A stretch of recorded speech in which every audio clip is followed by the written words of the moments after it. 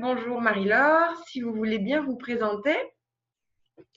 Bonjour, donc je m'appelle Marie-Laure, j'ai bientôt 58 ans, mère de 3 enfants.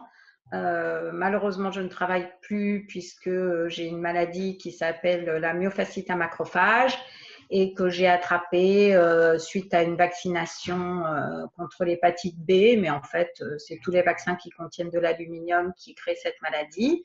Et donc, j'ai dû m'arrêter de travailler puisque ça crée des symptômes qui ne me permettent plus de travailler. D'accord. Alors, si on reprend de façon chronologique, est-ce que vous pouvez nous expliquer, nous retracer les événements, dans quel contexte ça s'est fait, quel âge vous aviez, quelle était votre santé avant? Vous étiez en bonne santé? Alors, oui, j'étais une mère de 3 enfants, dynamique, en bonne santé. Je travaillais, je faisais plein de choses. Et puis, en fait, j'ai pas travaillé pendant longtemps pour éduquer mes enfants. Et puis, au bout d'un moment, je me suis dit, bon, ça y est, maintenant, ils ont grandi, donc je vais retravailler. Et pour rentrer dans les écoles maternelles, hein, pour travailler dans les écoles maternelles, j'ai dû remettre tous mes vaccins à jour puisqu'ils n'étaient pas à jour. Et donc, j'ai fait une grande quantité de vaccins en même temps, en fait. Et je sais quand même que le DTP que j'ai mis à jour, c'est pas celui-là qui m'a causé la myofasciite puisqu'il ne contenait pas d'aluminium, puisqu'à l'époque, il y avait un DTP sans aluminium qu'on a enlevé depuis. Mais j'ai fait aussi l'hépatite B que j'étais obligée de faire pour mon travail. Et donc, au bout d'un moment, j'ai commencé à ressentir les symptômes. D'accord. Alors, c'était en quelle année ça? Alors, en 96, j'ai fait les premiers vaccins avec un rappel en 97, puisque je rentrais à l'école pour travailler à l'école. Je commençais en septembre 97. Et puis, donc j'avais 37 ans. J'ai commencé à être très, très fatiguée. Mais je me disais, bon, très fatiguée, c'est pas si grave que ça. J'ai recommencé à travailler depuis pas longtemps. Je travaille avec des enfants, c'est fatigant. J'avais mal partout, mais je me disais, c'est normal, t'es plus habituée à travailler. J'étais épuisée, mais vraiment dans un épuisement total. Et puis je me disais, bon, bah, c'est normal, tu retravailles depuis pas longtemps, etc. C'est-à-dire, je trouvais tout le temps des excuses à tous les symptômes qui arrivaient au fur et à mesure.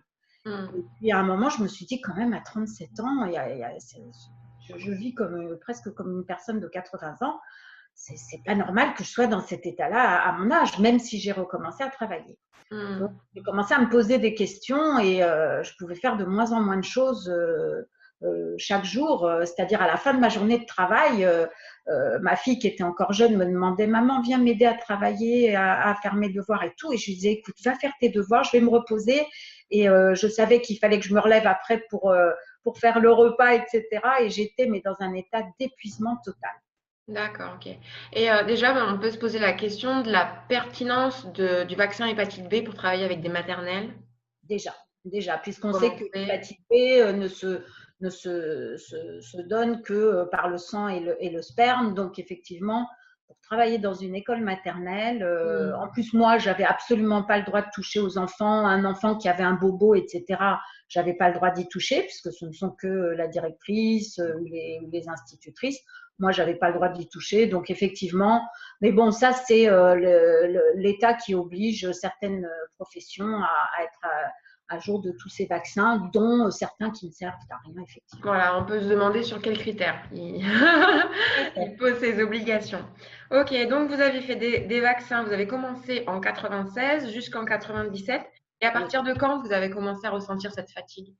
Alors déjà, quand j'ai fait les vaccins, ce qui est assez bizarre, c'est que j'ai fait à un bras et puis il fallait faire trois vaccinations successives. Donc j'ai commencé par un bras et puis j'ai fait une réaction absolument incroyable. C'est-à-dire que j'avais une sorte de macaron sur le bras, rouge, chaud, vraiment c'était très très spectaculaire. Et ça a duré tellement longtemps que quand j'ai dû faire le deuxième vaccin un mois après, j'avais toujours le bras qui était très marqué, rouge, chaud, épais, etc. Donc le médecin me dit, écoutez, je ne peux pas vous revacciner au même endroit, c'est pas possible, vous faites une telle réaction, on va vacciner de l'autre côté. Ah, j'adore la logique du médecin déjà pour commencer. Voilà. Donc je me suis fait vacciner de l'autre côté, rebelote, le bras rouge, enflé, chaud, je touchais, c'était chaud comme une vraie inflammation, quoi, vraiment. Donc, j'ai dit, bon, je fais quoi? Et ça a duré encore plus d'un mois, puisque la troisième vaccination que je devais faire, Derrière l'oreille? Il a fallu trouver un oui, endroit qui n'était pas encore rouge, à cette dur. époque-là, on vaccinait beaucoup au niveau des bras, là, Ouais, ouais, ouais, ouais. des Non, bras. mais enfin, je veux dire, quand on voit qu'il y a une énorme réaction à un bras, et puis après une énorme réaction à un autre, et qu'on cherche encore des sites pour vacciner. Enfin bon, ça On se m'a passe refait à l'autre. On super. m'a refait au premier bras, du Ouais. coup, qui avait quand même commencé à aller mieux. Donc voilà, j'ai déjà eu ça. Un an après, rappel. Rebelote le rappel, mais comme il n'y avait qu'une seule vaccination, ça allait. Mais pareil, une marque pas possible sur mon bras. Donc déjà, mais bon, moi je me disais, bah après tout, quand on se fait vacciner, parce que franchement, je ne pensais pas que les vaccins pouvaient provoquer de telles choses. Je me disais, bon, c'est normal, on se fait vacciner, il y a toujours une petite réaction, même si la réaction était quand même un peu violente, je pensais que c'était normal. Et puis, les premiers symptômes donc de grande fatigue, d'épuisement total, de douleur, d'abord dans les jambes, ensuite dans les bras, un manque de force terrible dans les muscles. J'avais plus de force. À l'école, je devais porter des enfants, je devais porter des appareils, par exemple, pour nettoyer le sol des classes, qui sont des appareils énormes. Je n'arrivais pas à le tenir tellement j'avais pas de force dans les bras. Et ça a commencé déjà la première année scolaire, c'est-à-dire en 97. Donc, ça faisait un an que j'avais eu les premiers vaccins et quelques mois que j'ai eu le rappel. Et j'ai commencé déjà à avoir très mal à ce moment, enfin, à avoir vraiment ces symptômes déjà à ce moment-là. Ensuite, en 99, j'ai dû me faire opérer du ventre et j'ai eu une hystérectomie. Et là, normalement, en 3-4 mois, 5 mois maximum, on va mieux. Moi, j'ai mis un an à aller un peu mieux. C'est-à-dire que pendant un an, je marchais pliée en deux de douleur au ventre, comme une petite vieille pliée en deux, comme ça. Et mon médecin, mon gynécologue qui m'avait opéré me disait, mais enfin, c'est pas normal, normalement, vous devriez aller mieux, vous exagérez, vous vous écoutez beaucoup, c'est pas possible. Enfin bref, je me suis fait beaucoup disputer parce que j'allais vraiment très mal.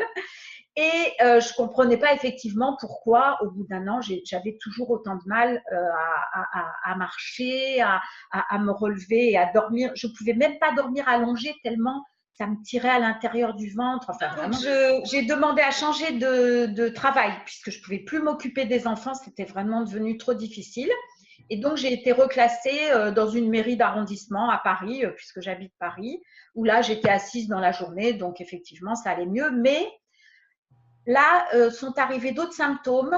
Par exemple, le symptôme des jambes sans repos, c'est-à-dire que dès que j'étais à l'arrêt et au calme, mes muscles sautaient, j'avais très mal dans les jambes, il fallait que je bouge, que je marche, que je fasse des choses avec mes jambes, parce que sinon, c'était des douleurs terribles. Je dormais de moins en moins. J'avais tellement de douleurs partout que de toute façon, je dormais de moins en moins. Et mon sommeil n'était pas réparateur du tout en plus. Donc, je me levais le matin, c'était comme si j'avais passé une nuit à faire je ne sais quoi, mais j'étais dans un état d'épuisement total. Et puis, des migraines ophtalmiques sont arrivées, et puis surtout des problèmes de mémoire et de concentration. Et là, j'étais au guichet en fait dans une mairie et j'oubliais des choses, je faisais des choses mal. Je me trompais, etc. Alors que je connaissais mon boulot normalement. Et de plus en plus, je faisais mal les choses et je commençais vraiment à m'inquiéter beaucoup.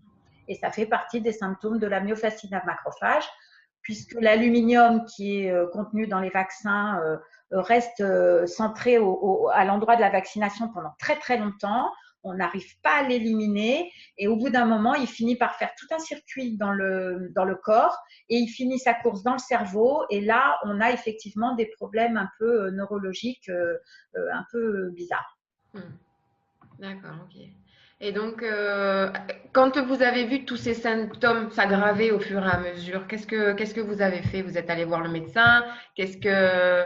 Je suis allée partout. Ouais. Je les ai tous faits. J'ai fait les rhumatologues pour les douleurs de jambes, d'articulations, etc. Qu'est-ce qu'ils vous disaient tous? Ces Alors, spécialistes, chacun dans leur branche, qu'est-ce qu'ils vous alors, disaient? ils me faisaient des tas d'examens. Donc, la spécificité de cette maladie aussi, c'est que un jour, on a mal, mettons, au bras, alors soit à l'articulation du coude, de l'épaule et tout. Et puis, 2 jours après, c'est ailleurs. D'accord. Ça ressemble beaucoup à la fibromyalgie, en fait. Un petit peu, c'est vrai, les symptômes se ressemblent un peu. Et donc, le lendemain, on a mal ailleurs. Donc, c'est vrai que j'arrivais chez le médecin, je lui disais, oh là là là là, mais j'en peux plus, j'ai le bras, je peux plus dormir dessus, etc. Bon, bah, on va faire des radios, on va faire des échographies, on va faire tout ce qu'il faut. Donc, il me faisait faire tous les examens qu'il fallait. Et puis, j'arrivais 4-5 jours après avec les examens. Bon, déjà, il n'y avait rien, puisque tous les examens qu'on fait, il n'y a jamais rien, ni aux articulations, ni aux muscles, ni à rien. Même aux prises de sang, on n'a rien non plus. Et quand j'arrivais au bout d'une semaine avec les examens, il me disait, bon alors, je dis, ah bah oui, mais non, mais là, vous voyez, c'est plus au bras que j'ai mal, mais c'est au genou. Et c'est vrai qu'à la fin, j'ai fini avec un médecin que j'ai été voir, je ne sais pas combien de fois, qui m'a mis sous cortisone, etc. Et quand je lui disais ça, et à la fin, il m'a dit, écoutez, moi, je ne sais pas ce que vous avez, je ne peux plus rien pour vous, d'un air de dire, vous êtes un peu barge, ma pauvre dame, et je ne peux plus rien pour vous. Et à la fin, il m'a même envoyé un message sur mon téléphone en me disant, excusez-moi, je suis désolée, je vous envoie chez un confrère parce que moi, je ne peux plus rien faire pour vous. Voilà. Donc, j'ai fait entre 2000, donc, puisque c'était après mon opération du ventre, entre 2000 où j'ai recommencé à travailler et 2002 où vraiment là, j'ai dû m'arrêter, je n'ai pas arrêté de faire que des examens qui à chaque fois disaient que je n'avais rien. Donc, c'est terrible. C'est terrible de se dire, je sais que je vais mal, je sais qu'il y a quelque chose qui ne va pas. Surtout que quand on est une femme, qu'on commence à avoir 40 ans, on commence à bien se connaître et on sait quand quelque chose ne va pas. On n'invente pas des symptômes comme ça pour le plaisir. En plus, moi, j'avais des enfants, je voulais vivre pleinement mes enfants. Ma fille était encore jeune, j'avais envie de faire plein de choses avec elle. J'avais pas envie d'être au lit toute la journée et de souffrir le martyre. Donc, la cortisone n'a rien fait, bien entendu, si ce n'est de me rendre encore plus malade. Et au bout d'un moment, j'ai dit, bon, bah, je n'ai plus d'espoir, je ne sais pas ce que j'ai et je ne saurai sûrement jamais ce que j'ai. Alors, on commençait à parler à ce moment-là de la fibromyalgie.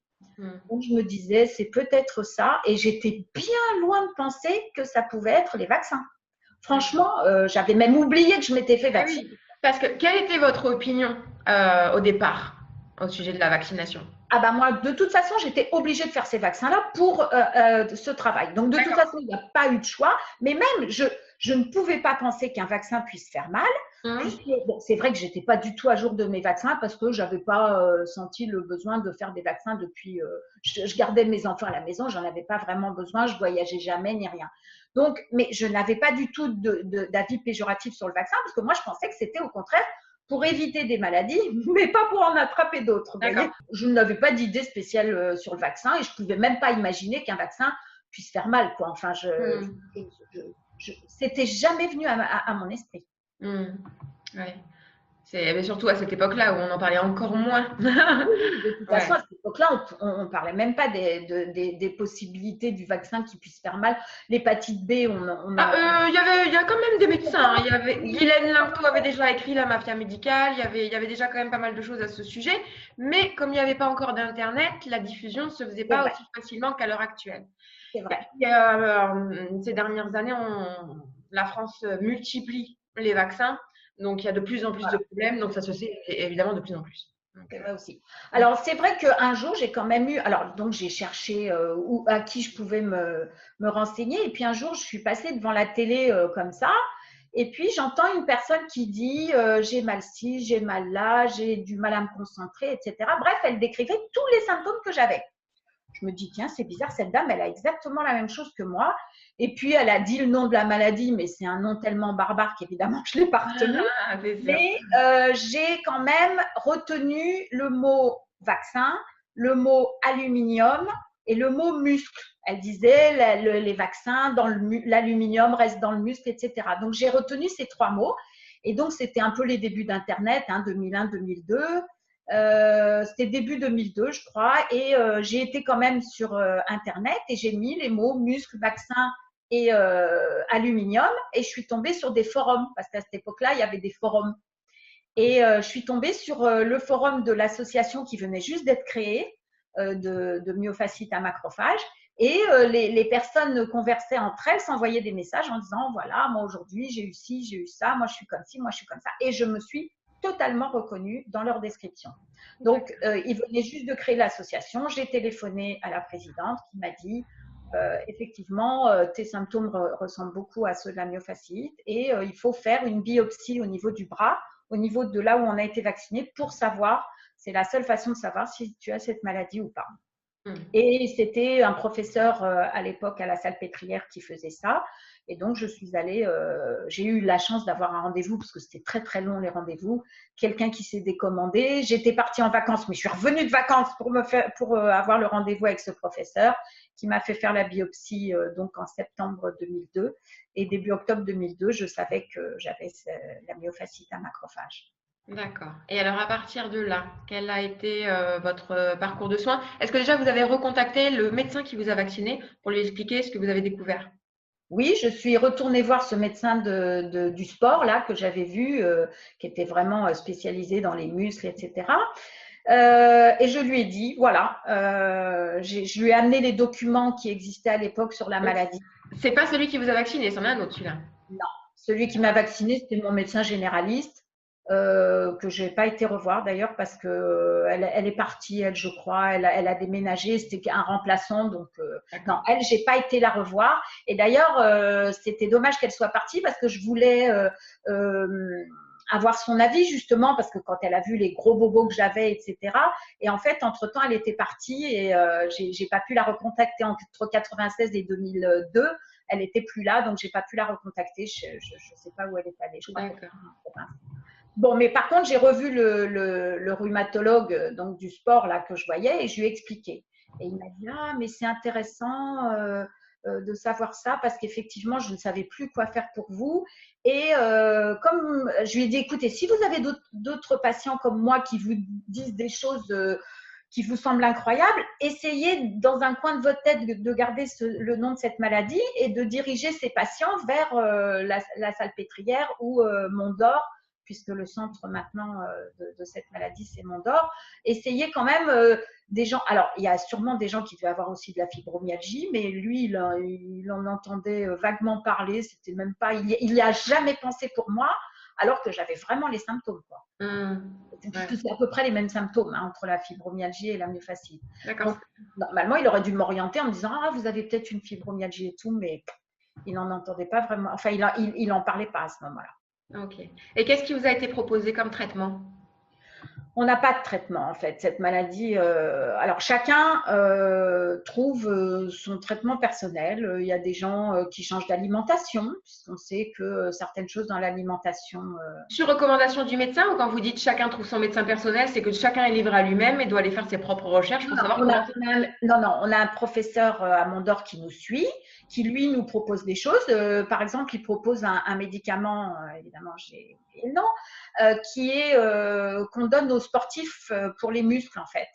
Et ça, pour certaines personnes, parce qu'on a une faiblesse aussi dans les muscles, ça, pour certaines personnes, ça marche très bien. Et puis pour d'autres, ça ne va pas marcher. Donc chacun essaye un peu d'adapter la maladie à son rythme à lui. Alors déjà, il y a des choses à faire, c'est d'apprendre à ne plus être comme avant. Ça, on apprend à faire le deuil de la personne qu'on était avant, parce que en plus, on a quand même remarqué que toutes les personnes atteintes de myofasciite à macrophage étaient quand même toutes en général des personnes très actives dans leur vie d'avant.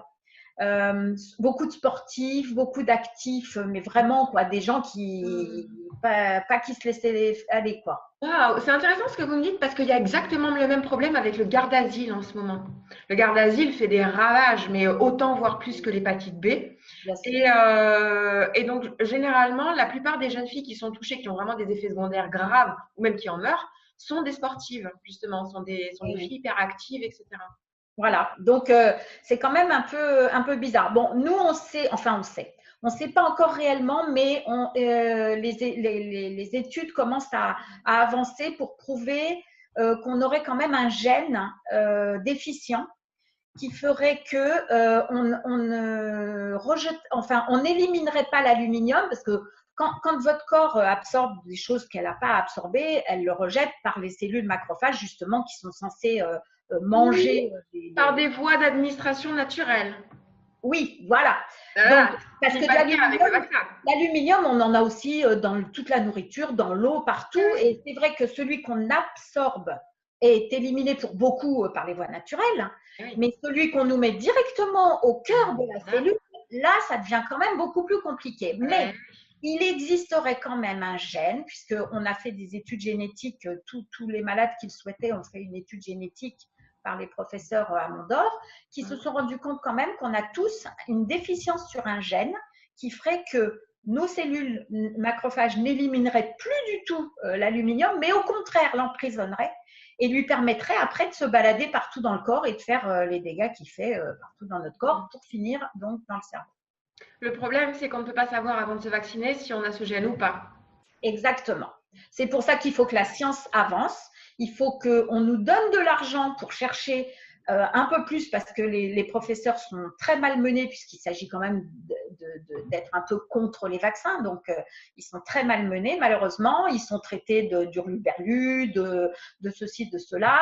Ah, ce sont des scientifiques reconnus et respectés jusqu'au moment où ils disent voilà. Attention, les vaccins, problème, danger. À ce moment-là, c'est comme s'ils avaient perdu la boule, ils yoyotent.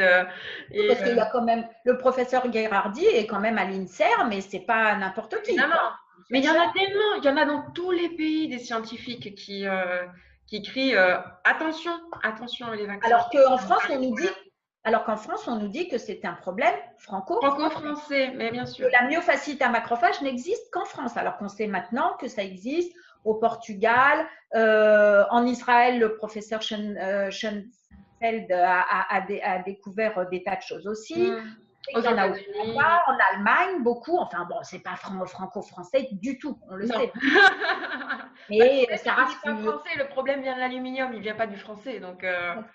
Partir de là. Mais c'est vrai qu'on est les premiers, enfin les professeurs qui ont trouvé ont été les premiers à en parler. Donc, haro sur ces professeurs-là qui sont super maltraités et du coup, on leur donne pas d'argent. Et c'est vrai qu'à partir du moment où on n'a pas d'argent, eh ben, ils pourront pas avancer. Et c'est vrai que des gens se feront vacciner sans savoir s'ils ont ce gène, si c'est vraiment la cause. Et donc, on continuera à faire un désastre total chez des gens qui se font vacciner soit parce qu'ils n'ont pas le choix dans le cadre de leur travail ou soit parce qu'ils vont faire des voyages. On a beaucoup de personnes dans l'association qui ont été faire des voyages et qui ont été obligés de faire des vaccins, qui ont fait les vaccins pour les voyages, etc. Et qui, eux, en plus, n'ont aucun recours parce que nous, encore, quand c'est des vaccins obligatoires, on a certains recours, même si on met beaucoup d'années à se battre et qu'on ne gagne pas tous, mais que certains gagnent. Ceux qui se sont fait vacciner juste pour aller faire un voyage, eh ben, ils n'ont aucun recours. Donc, ils ont leur vie fichue et ils ne peuvent prétendre à rien du tout pour rattraper ça. Voilà. Moi, je me suis battue pendant 10 ans, parce que comme c'était un vaccin obligatoire, je me suis battue 10 ans auprès de la ville de Paris. J'ai réussi à gagner au dernier étage au Conseil d'État, donc c'est vraiment le dernier recours juridique. Et pourquoi on vous déboutait de votre demande avant ça? Parce que comme les scientifiques ne reconnaissaient pas la myofasciite à macrophage en disant l'aluminium est dans les vaccins depuis 1926 et il n'a jamais créé de problème, je ne vois pas pourquoi maintenant il y aurait un problème. Donc comme tous ceux qui me voyaient, les experts qui me voyaient, restait sur ces études-là qui étaient faites par des scientifiques qui ne faisaient pas partie de la myofasciite, qui étaient complètement à part, mais qui disaient il n'y a pas de problème avec l'aluminium. Les experts disaient, nous, on nous a dit qu'il n'y avait pas de problème avec l'aluminium, donc c'est pas ça qui a rendu madame malade. Donc, vous n'êtes pas malade à cause des vaccins, donc on n'a aucune raison de prendre en compte votre demande. Donc, j'étais dégoûtée tout le temps en disant que ça n'avait rien à voir et que c'était pas le vaccin qui m'avait fait du mal. Mais c'est fou ça quand même, parce que, bon, outre le fait qu'à l'heure actuelle, on vaccine en intramusculaire et pas en sous-cutané, ce qui génère vraiment de nouveaux problèmes et à mon avis participe au fait qu'il y ait une explosion de maladies telles que la myofasciite à macrophage, mais de toute façon, en tout et pour tout, l'aluminium est un neurotoxique. Donc, même en sous-cutané, et il y avait des problèmes avant, c'est pas d'aujourd'hui, ça date pas d'il y a 10 ans.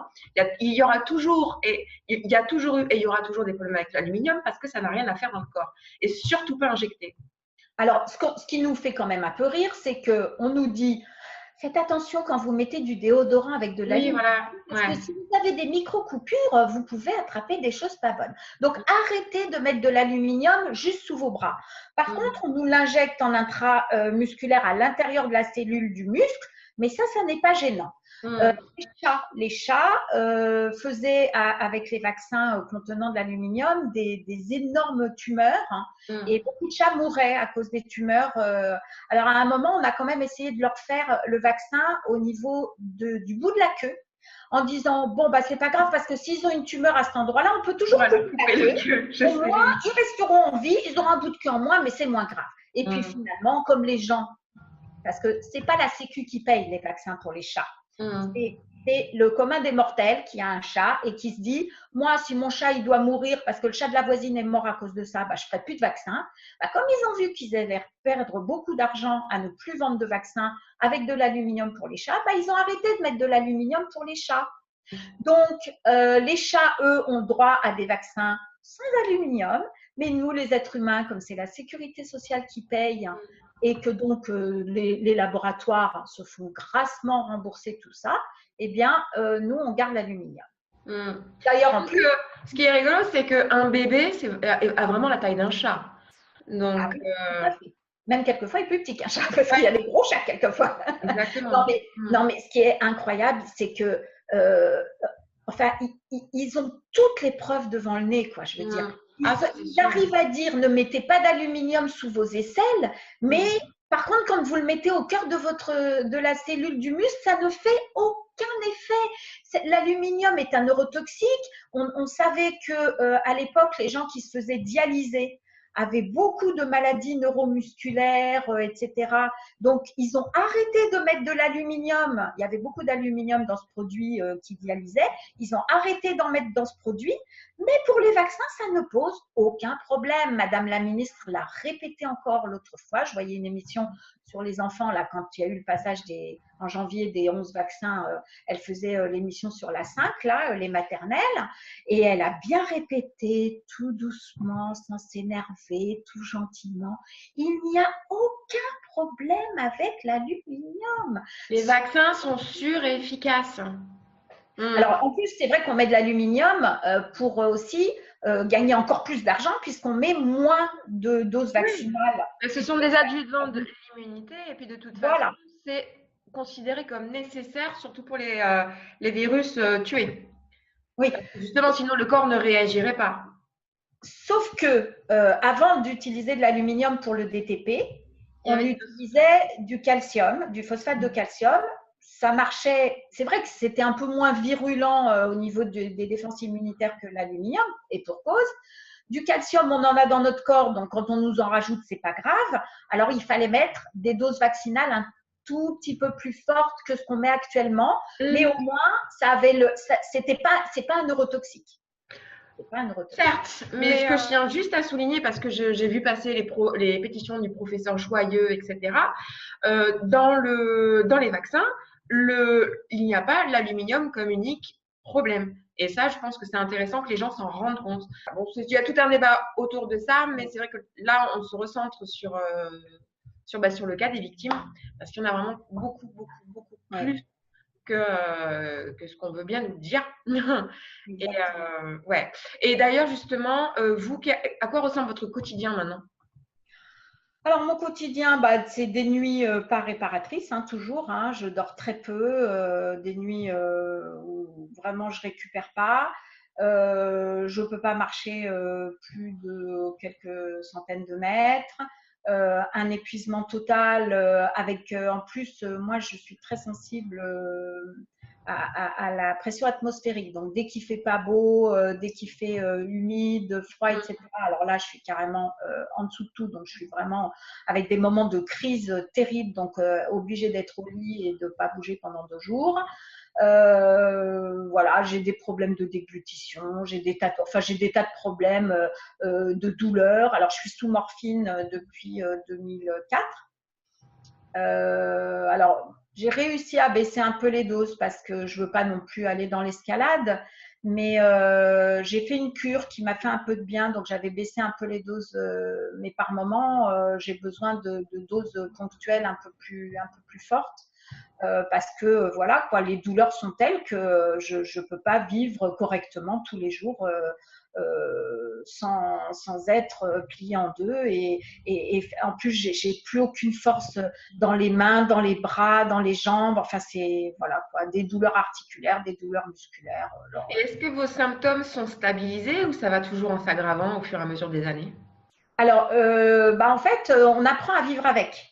Donc, on force plus. C'est-à-dire, quand on sait qu'un jour, on va devoir faire quelque chose, mettons aller à une visite médicale un peu loin, prendre des transports, etc., on sait qu'il faut se reposer la veille. Et puis, on sait qu'on va se reposer 2 jours après. Donc, voilà, on fait en fonction de ça. On apprend à vivre comme ça. Donc, moi, je pense qu'effectivement, au niveau des douleurs, etc., grâce à la morphine, ça s'est stabilisé, mais parce que je fais attention. C'est-à-dire, je ne pourrais pas vivre comme une personne normale. Ce serait terrible pour moi. Donc, je fais attention. Et puis, par contre, moi, ce qui m'embête de plus en plus, ce sont les problèmes cognitifs, c'est-à-dire de concentration, de mémoire, d'attention. Je fais n'importe quoi. On ne peut plus du tout avoir confiance en moi. Je peux foutre le feu en faisant cuire quelque chose et puis en l'oubliant complètement. Enfin, vraiment, ça c'est vraiment des problèmes qui me stressent énormément. Est-ce qu'on vous a proposé une chélation? Alors, la chélation, on en a tous fait, hein, tous les malades en ont fait D'accord. de différentes façons. Alors, peut-être pour les personnes qui nous écoutent, une chélation, bah, si vous voulez, vous-même vous l'avez vécu, vous voulez expliquer ce que c'est? Parce que vous l'avez fait Moi, chimique. j'en ai pas fait, puisque Ah non? non, non, moi, j'en ai pas fait, mais beaucoup de personnes de notre groupe de malades en ont fait. C'est effectivement, allez-y, dites-le plus. C'est une détoxification du corps, en fait, des métaux lourds en particulier. Voilà. Voilà. Alors, pour l'aluminium des vaccins, ça ne fonctionne pas. En fait, je pense que ça fonctionne bien quand l'aluminium circule bien Ouais. dans le corps, dans les voies naturelles, mais pas au niveau de l'aluminium qui est dans le muscle et dans les cellules musculaires. Là, ça fonctionne pas. Dans le cerveau, pareil, je pense pas qu'on puisse chélater l'aluminium du cerveau. Donc, plusieurs personnes ont essayé, puisqu'il faut, on essaye tout, hein, comme je vous dis, Ouais. on essaye plein de choses différentes. Chacun essaye son petit truc et puis le dit aux autres. Alors, quelquefois, ça va fonctionner chez certains et pas chez d'autres. Alors, c'est sûr que la chélation peut être très bien pour d'autres métaux lourds. Je pense que ça doit fonctionner très bien. Pour l'aluminium vaccinal, a priori, ça ne fonctionne pas. D'accord. Enfin, alors, du moins, sur les retours que vous avez des personnes que Oui, vous connaissez, voilà. ça n'a pas fonctionné sur vous. Bah non, sur personne en fait. Donc, voilà. D'accord. Ok, ok. On a toujours les mêmes symptômes qui restent et qui s'aggravent au niveau du cerveau. Franchement, chez certaines personnes, ça s'aggrave beaucoup, quoi. Hmm. Ouais. Et donc, qu'est-ce que vous faites, vous, hormis la morphine, pour, Alors, la morphine, donc j'ai essayé de réduire. Moi, je prends du magnésium malate. Alors, le magnésium malate, c'est un complément alimentaire qui aide pour les muscles, pour avoir moins mal. Alors, je l'ai pris pendant très longtemps. Puis un jour, je me suis dit, bon, allez, ça fait super longtemps que tu le prends. Arrête un peu parce que sinon, ton corps, il va trop s'habituer, etc. Je l'ai arrêté, j'ai compris ma douleur. Donc, je l'ai Et recommencé tout je de suite. crois justement que l'aluminium chélate le magnésium. Donc, si vous avez un problème de cet ordre-là, effectivement, vous devez garder en fait les Voilà. Donc, j'ai supplémentations en repris tout de magnésium. suite le magnésium malade parce que, enfin, tout de suite, quand je l'ai arrêté pendant 15 jours, 3 semaines, j'ai recommencé à avoir des crises terribles de douleur, etc. Je me suis dit, mais qu'est-ce qui se passe? Et j'ai fait le rapprochement parce que quelquefois, il faut que ça monte au cerveau un peu longtemps avec moi. Et je me suis dit, ah, mais oui, c'est le magnésium que j'ai arrêté. Donc, j'ai repris le magnésium malade. Je bois aussi de l'eau dialytique. Alors l'eau dialytique, normalement, c'est pas spécialement fait pour une personne comme moi. C'est une eau qui aide à éviter les cristaux qui se forment dans le corps, comme dans les reins. Vous savez, quand on a des calculs rénaux, des calculs un peu partout. Mais moi, je le fais au lieu de le faire 2 fois par jour, je le fais qu'une fois par jour, mais tout le temps. Normalement, on fait quelques séances comme ça. Et en fait, je sens que ça me réussit bien. Donc voilà, j'ai trouvé D'accord. ça. Peut-être que ça fonctionnera pas du tout chez quelqu'un d'autre. Chez moi, ça fonctionne pas mal. Voilà, donc c'est à peu près ça. J'ai arrêté le sucre parce que ça, d'abord, j'étais addict et puis je sais que c'est pas bon. J'ai beaucoup réduit les laitages, mais j'ai du mal, donc j'en prends encore un Hmm. peu. Mais c'est vrai que beaucoup de personnes qui ont ma maladie ont changé d'alimentation et chez beaucoup, beaucoup, ça fonctionne très bien. Hmm. C'est-à-dire les douleurs, il y en a moins, même au niveau cognitif, il y a moins de problèmes. Donc, faut arrêter. Mais alors, voilà. Après, il faut savoir vivre comme ça. Quand on a une famille, c'est pas facile. Quand on arrête le gluten, le sucre, la caséine, Tous les les... poisons majeurs, en fait. Tous les voilà, poisons majeurs. Pour voilà. que le corps puisse reprendre un petit peu du poil de la bête et évacuer ce qu'il y a évacué sans continuer à s'empoisonner constamment, quoi. Ah, ça, Voilà. Il y a des ça, personnes qui font c'est- des jeûnes aussi, et Mm, ça fonctionne pas mal aussi. Voilà. ouais. Bon, eh ben c'est super déjà, peut-être pour les personnes qui nous écoutent et qui, ou pour eux-mêmes ou pour des personnes de leur entourage et qui sont à court de solutions. Je remettrai dans la description de la vidéo succinctement ce que vous faites pour vous-même et voire même un lien vers l'eau, c'est ça? L'eau, comment vous L'eau l'appelez? dialytique, oui, bah, Dialytique. dialytique, je vous enverrai si vous voulez le lien. D'accord. Par contre, bon, ça c'est cher et ça marche pas pour tout le monde, donc je le conseillerais peut-être pas pour tout le monde. Mais par contre, je vous donnerai aussi le médicament, mais ça, je crois que ça ne se donne que sur ordonnance, que le professeur donne à certaines personnes. Bon, je sais D'accord. pas, ça va pas marcher. Moi, ce que je voudrais juste préciser, c'est que toute personne qui, après un vaccin, alors souvent c'est à long terme, hein, parce que moi j'ai fait des réactions immédiates, mais la maladie myofasciite à macrophage se développe à long terme, parce qu'en fait il faut que l'aluminium ait eu le temps de faire tout le système dans le corps, etc. Donc souvent c'est à long terme. Donc souvent on oublie qu'on a été vacciné, mais toute personne qui a des douleurs inexpliquées partout, qui fait des tas d'examens et qui ne trouve rien, qui est dans un état d'épuisement pas possible et qui dort mal et qui a des problèmes de mémoire, de concentration et tout, qu'elle essaye de se souvenir si elle a été vaccinée et si c'est le cas, qu'elle aille essayer de consulter, soit d'aller sur le site de la myofasciite à macrophage qui s'appelle E3M, soit à l'hôpital Henri Mondor à Créteil, qui est l'hôpital référent de cette maladie. Parce que quand on en parle aux médecins, ils ne savent jamais ce qu'on a. Ils disent c'est dans votre tête, vous n'avez rien, tout vient de votre tête, etc. Et il y Ah, a mais des c'est incroyable. Finalement, c'est le diagnostic poubelle, c'est dans votre tête. Parce que les oui, personnes qui souffrent de la maladie de Lyme, on les envoie chez le pareil, psy. La fibro, on les a envoyées. pareil. J'ai des personnes de mon entourage, notamment de ma famille, qui ont ça.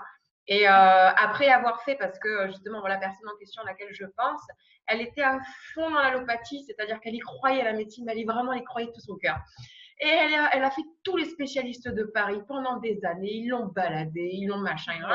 Et au final, ils ont arrangé rien du tout sur ce symptôme, mais rien du tout. Hein. C'était juste l'escalade pendant des années. Et ils ont fini par lui dire, bon, mais madame, c'est dans votre tête, chez le psy. Voilà. Et il a fallu qu'elle se tourne vers une praticienne en médecine chinoise qui, elle, lui a dit déjà d'arrêter le gluten, lui a donné des tisanes, plein de choses, etc., vraiment spécifiques à son cas. Et ça lui a enlevé 80% de ses douleurs. Voilà. Donc moi voilà, en fait, si j'aime bien dire ce qui m'est arrivé, c'est surtout pour ça, pour que comme moi, j'ai trouvé cette personne un jour et que je me suis dit ah oui c'est ça, pour que d'autres personnes puissent se dire ah mais c'est peut-être ça que j'aime moi aussi, puisque personne ne trouve et donc peut-être essayer de sauver des personnes, on ne sait pas. Ouais. Parce qu'un diagnostic c'est très important déjà. Hein. D'avoir un diagnostic, c'est très important. Quand on est en errance de diagnostic, c'est ce qui est pire. Parce que là, effectivement, ça finit par atteindre la tête parce qu'on va de plus en plus mal et tous les médecins vous rejettent et ça, c'est ce qui est de plus terrible. Ouais. Voilà. Ça, je peux bien comprendre. Eh bien, écoutez, merci beaucoup. J'ai juste une dernière question. Nous sommes le 20 avril 2018. Il y a 4 mois de cela est devenu obligatoire pour les enfants de 0 à 2 ans 11 vaccinations, ce qui correspond pour, je pense être exact, 72 antigènes différents avant l'âge de 2 ans et tous les adjuvants qui vont avec. Et qu'est-ce que vous en pensez, vous, de cette obligation? C'est vrai que comme beaucoup, je pense que c'est un peu une folie. À partir du moment en plus où il y a tant d'aluminium et injecter autant d'aluminium et d'autres choses dans des tout petits corps comme ça, je pense que c'est une folie. Je pense que d'ici 1 an ou 2, on va commencer à avoir des enfants qui vont développer des symptômes vraiment extrêmement bizarres et on va quand même pas leur dire c'est dans votre tête, quoi. Je veux dire, un enfant, il est pur, il est sain. Normalement, s'il dit qu'il a mal là, il a mal là, quoi. Je veux dire, un enfant, ça n'invente pas des symptômes comme ça. Donc, je pense que d'ici une année et demie, on va avoir une flopée de gamins qui vont être très, très, très malades. sans parler des perturbateurs endocriniens, de tout ce qu'on boit, de tout ce qu'on mange, de tout ce qu'on respire, hein, parce que ça aussi, les enfants, c'est-à-dire que ajouter ça à tout ce qu'ils ont déjà, je trouve que c'est vraiment, vraiment dangereux. Maintenant, moi, c'est vrai que je milite plus pour qu'on enlève l'aluminium, mais il existe aussi, comme vous dites, plein d'autres choses qui sont très, très, très mauvaises. Et voilà, quoi, c'est terrible. C'est terrible. Franchement, un enfant à 2 mois, il n'a pas à recevoir autant de vaccins, quoi. C'est terrible, franchement. Ouais. Eh bien, écoutez, j'espère que certains médecins écouteront cette interview et puis que ça fasse son petit bonhomme de chemin parce que là, on est vraiment dans une période un petit peu critique. Alors, évidemment, c'est déjà dramatique de voir ce qui se passe sur les adultes, mais ce qui est en train de se passer sur les enfants, je trouve que c'est un des plus grands drames de notre époque, enfin de ma fenêtre d'ailleurs. Et le garde d'asile aussi, hein, parce que le Oui. garde d'asile, c'est vraiment un terrible poison. Ah oui, Alors celui-là, je suis vraiment, là pour le coup, je suis vraiment contre ce vaccin, hein. C'est vraiment un poison terrible. Et puis quand on voit, nous, on a beaucoup dans l'association de jeunes filles qui ont une myofascite à macrophage suite au garde d'asile. Quand on voit que des gamines à 13, 14, 15 ans ont leur vie fichue pour ça, surtout qu'il n'est pas obligatoire. ouais. Et qu'en plus, ils veulent le. Alors, ils sont en train de parler de peut-être le mettre aussi dans les obligatoires, hein. Et puis même pour les garçons. Parce que si les garçons n'attrapent pas de papillomavirus, eh ben, ils les donneront pas à leur compagne. Donc là, ça commence vraiment à être très, très, très dangereux. Là, on joue vraiment avec le feu, là, je pense. C'est vraiment très dangereux. Les gamines de 14 ans n'ont pas à se retrouver en fauteuil roulant. Voilà. Non, c'est terrible. Ouais. J'ai vu beaucoup de témoignages. J'en connais une personnellement qui a perdu l'usage de ses jambes, qui a perdu ses cheveux, qui a, enfin, quelque chose, des chutes de tension de fou. En fait, sa vie s'est arrêtée vers 15-16 ans. Et pendant 5 ans complètement. Et là, elle n'est pas complètement remise, mais ça va déjà mieux. Mais ça a été 5 années de folie, quoi. Oui, puis eux, on ne les croit pas non plus, hein, bien entendu. Hein, ah non, c'est le parcours du combattant aussi. Hein.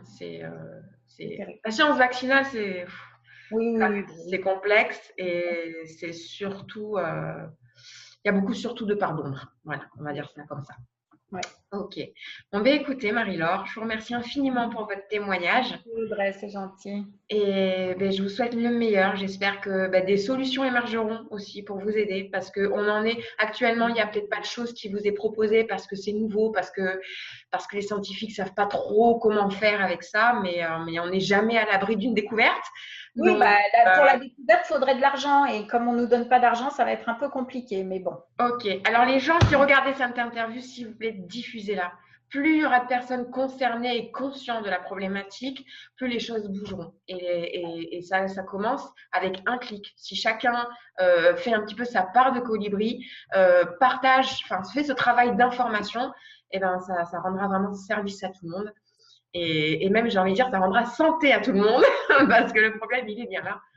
C'est gentil à vous, Audrey, de vous occuper de tout ça parce que vraiment, on se sent un peu seul, hein, c'est vrai. Ouais. Mais c'est une problématique qui me touche tellement. Déjà, je connais beaucoup de personnes que ça a impacté. Moi aussi, d'ailleurs, y compris. Et que ce soit nié à ce point-là et qu'on en remette des couches.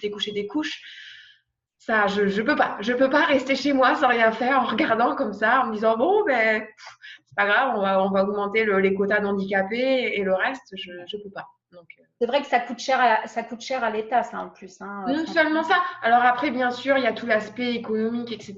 Mais moi, la première chose qui me retourne le ventre, c'est d'abord l'aspect humain. Quoi. Et puis des bébés. C'est les bébés, c'est les jeunes filles, c'est les personnes comme vous. Enfin, je veux dire, chacun est dans son propre corps pour mener sa vie. Et quand on est à l'intérieur de son propre corps, sa vie, c'est la chose la plus importante qui existe, quelque part. Avec celle de ses enfants, bien sûr, des proches, etc. Mais tout se joue de la conscience que nous sommes à l'intérieur de ce corps. Et quand le corps ne fonctionne plus et que c'est des douleurs sans arrêt, etc., mais c'est une petite mort, quoi, entre guillemets. C'est même, j'ai envie de dire, le purgatoire. Quoi. C'est vraiment Donc voilà, donc ça c'est à souhaiter à personne. Et ouais. J'en reviens toujours à une phrase qui m'a marquée de mon père, c'est fais pas aux autres ce que tu n'aimerais pas qu'on te fasse.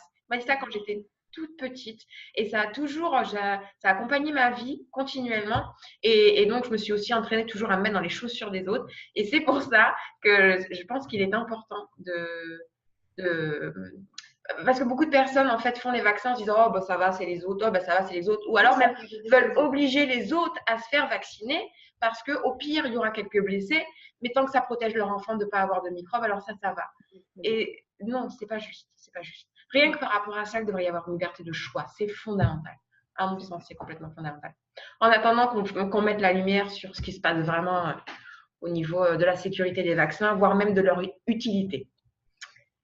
Voilà, voilà. Pas de problème. Merci Bon. beaucoup, Audrey, Eh en bien, tout cas. merci à vous et puis merci à vous qui nous avez suivis. Je vous mettrai donc ce dont a parlé Marie-Laure dans la description de la vidéo. Merci de partager et puis à bientôt pour une autre vidéo. Au revoir. Au revoir.